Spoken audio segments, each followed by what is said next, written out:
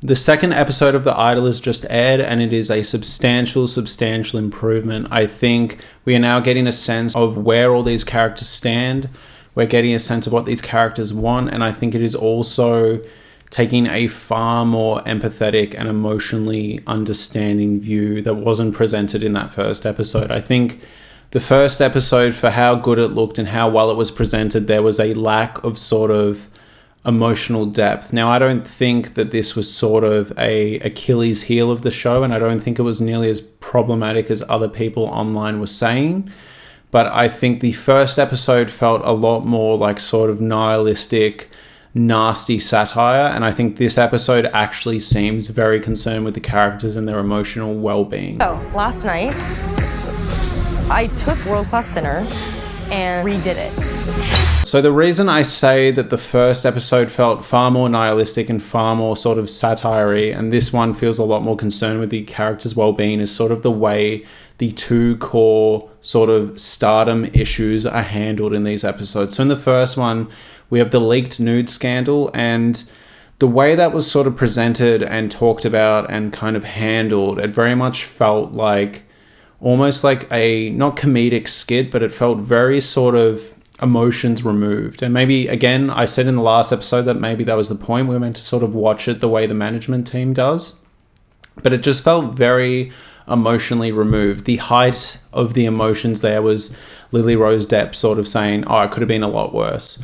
Whereas in this episode, we get the music video shoot, and it's a harrowing sequence to watch. All right, people, let's make the dream happen.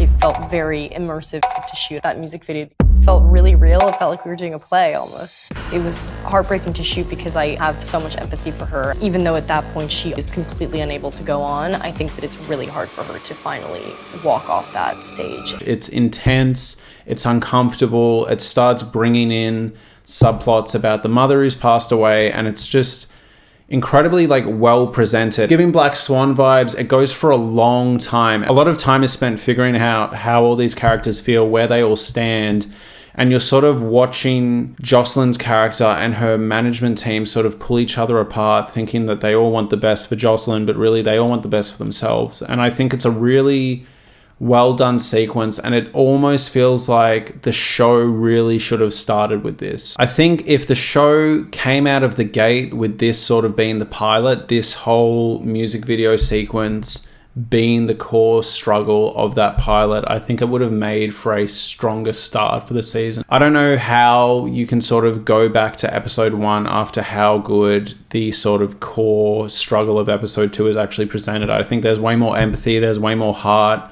As an audience member, I was way more engaged, and I think it's riding the line a lot better of an uncomfortable watch, but also something you can't turn away from. Whereas in that first episode, it did just kind of feel like throwaway nihilistic satire. I think in this episode, the way Jocelyn was presented is, for the most part, up until the end, far more dignified, far more fleshed out, and feels like it's actually really trying to tell a story of a woman who has been pretty much exploited by everyone. The episode opens with sort of Jocelyn coming in and presenting this version of the song. The biggest thing I appreciate about this show is the fact that it's sort of willing to let the audience be a fly on the wall.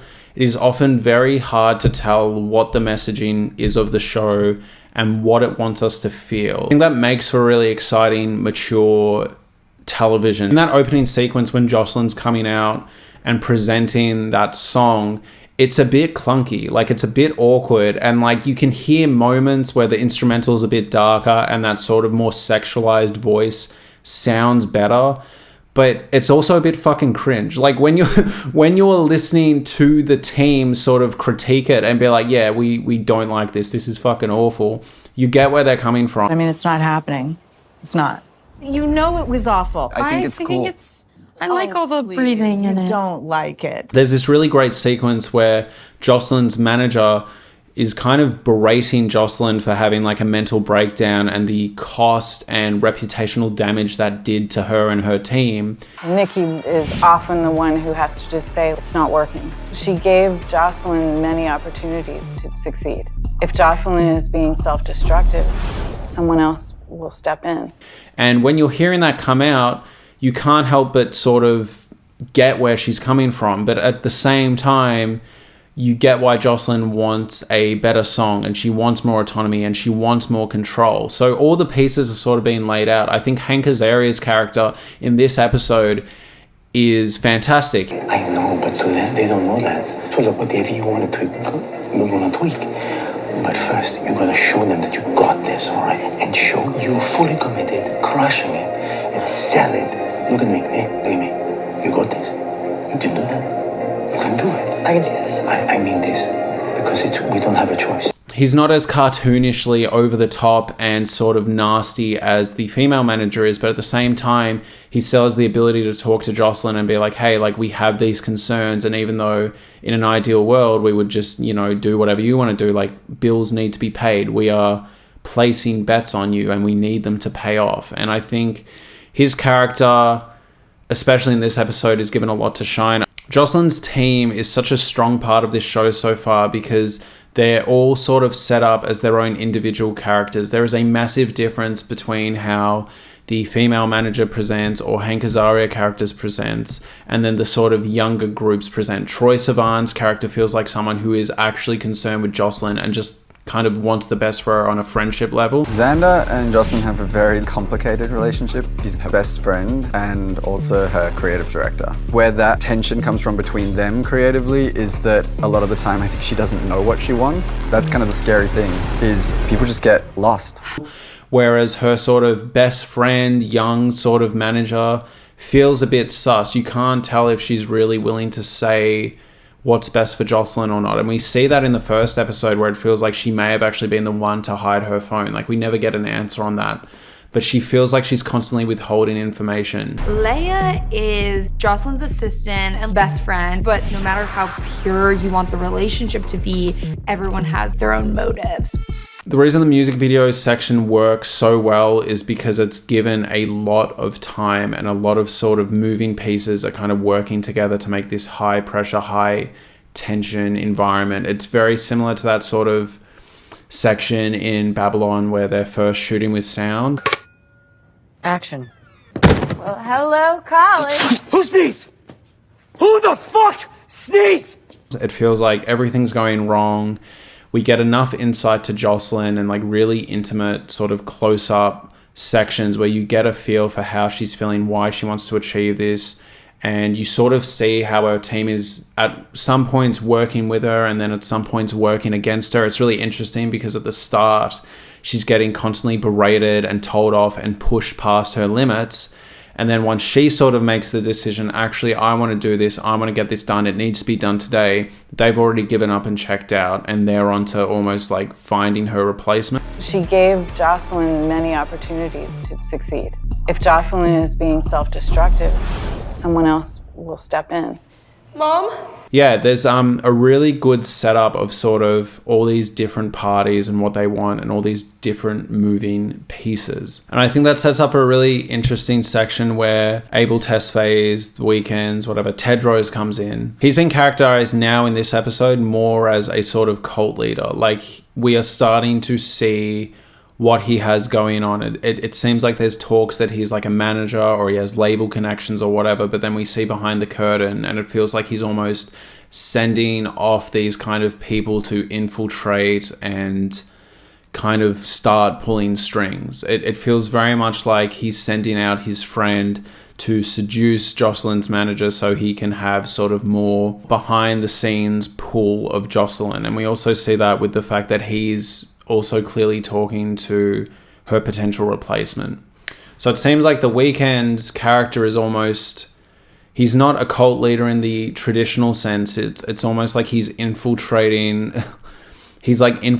Hollywood almost with these like sleeper agents. It's a really interesting situation that's been set up. It'll be interesting to see if each episode moving forward is going to be taking the structure of having the first half sort of centered around Jocelyn and her team that she doesn't like, and then having the back end centered around Jocelyn interacting with Tedros, because that's the structure that the first two episodes have taken. And it seems like they're almost trying to set up this sort of dichotomy of, oh yeah, look at how grim and how uncomfortable and how unhappy she is in this first half, and look how free she is, and open she is in this like second half with Tedros. And I think it's wanting you to have an uneasy feeling. And I think ideally you have an uneasy feeling about both. I guess the most interesting thing about Tedros's character is obviously he's fucking sus. All right. He's giving major, as they say in the first episode, like her friend does not like his vibe. Like we are getting major ick. Major buzzkill. But I'm actually very curious as to whether better music is going to come from Tedros, because so far that initial demo she showed was like fucking embarrassing, but there was definitely like some improvement. So I'm wondering if the point of this show is sort of going to be that like he gets better music out of her, but he's obviously a very manipulative, dark, destructive presence. Alternatively, is he just full of shit and he's just using her for her house and her money and her influence? And either one isn't great. I'm not saying I condone either of them. I'm more so just saying from a sort of plot interest level, I'm wondering if Tedros's character actually has some sort of good opinions or ability as a manager or as a sort of string puller to like craft some actual better music that has more mass sex appeal, or whether he is just full of shit and he's just biding his time to kind of have access to her money and her house and her influence to bring in more cult members or whatever. That is sort of the most interesting hook to me of the show. The most interesting ideas presented in the show so far are, who is better for Jocelyn? Is it her corrupt management team or corrupt, sexy kink man Tedros over here? And the second question, I guess, is Tedros full of shit? Is he able to, with his weird, fucked up sex methods, actually able to get better music out of her? Or is he just full of shit? And I think moving forward for the remainder of the season, that's going to sort of be the most interesting thing to see. And if, just sort of speculating here, but if he actually does start getting better music out of her, better results, we say at the end of the episode, he's talking about presenting the label with a 3-song EP. If he actually pulls that off and starts getting better results, what is the management team going to do? Are they really concerned for her as a person, or are they going to be happy with her getting exploited? And on top of that, if they do have an issue, are they going to have an issue because they want what's best for Jocelyn, or they want what's best for them and their bottom line and their financial return? Because so far, aside from maybe like Troye Sivan and her best friend, sort of, we don't really know who has Jocelyn's best interest at heart. Hank Azaria seems overall the best, but we don't know if he's going to crack under pressure. So overall, I think this episode was like a vast improvement. I think Jocelyn in the first episode was presented as a very uninteresting character who didn't really have a lot of agency. And I think here we start to see that. We see why she's upset. We see what she wants. We know that she actually wants this fame and she wants influence and she wants to make great art.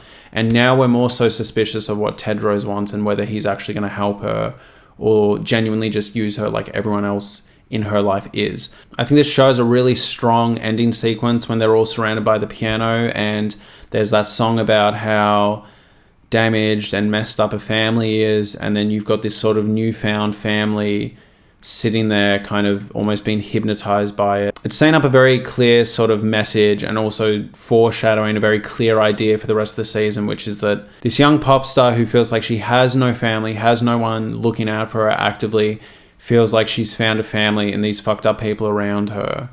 And again, I think the most interesting question that the show is posing is whether that's going to have any good results at all, even if it's just for art, or whether it's going to be a total disaster. But yes, I think this episode was a vast improvement over the first, and I did like the first.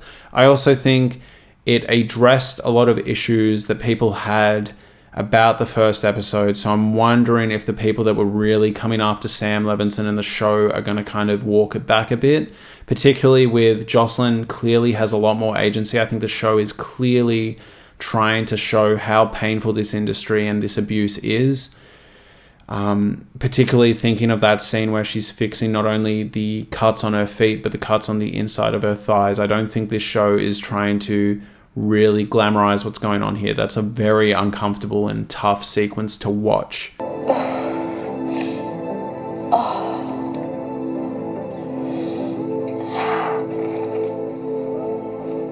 Josh, do you need something? water? Will you get Kirsten makeup? The show presented Tedros as a character and also his acting performance a lot better. I think it was a lot more engaging, and we get a feel for where this is sort of heading and the uncomfortable direction it might take. Whereas I think in the first episode, there were moments that felt genuinely goofy. This one feels a lot more dark, a lot more sinister, and I think we're starting to get a sense of the power he has over people and the way he can manipulate things behind the scenes. If you like this video, I'd really love if you could subscribe. Thank you so much for watching, and I'll leave it there. Thank you. Well, it's my rock star attitude, baby. I know it's driving you crazy. I'll leave you waiting on the phone, and then I'll ask you for a loan. Step in such a douchebag.